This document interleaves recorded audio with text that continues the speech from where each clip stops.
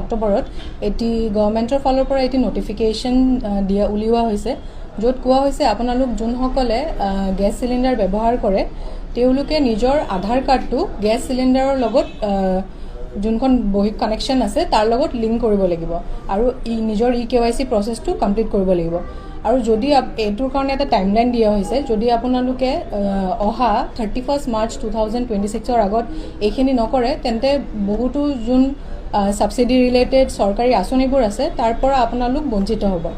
আৰু ইয়াৰ লগতে মই এটা কথা যোগ দিব বিচাৰো যেতিয়া আপোনালোকে KYC কৰিব তাৰ লগতে আপোনালোকে সাগে জানে যে আপোনালোকৰ যোনটো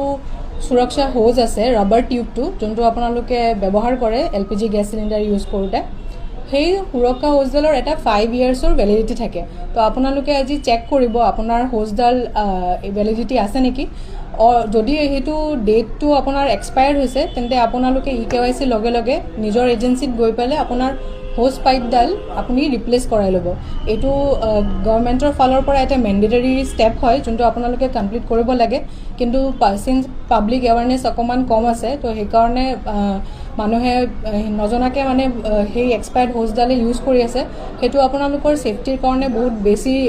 জৰুৰী হয় সেই কাৰণে মই অনুগ্ৰহ কৰিম আপোনালোকে নিজৰ KYC টো অতি সোনকালে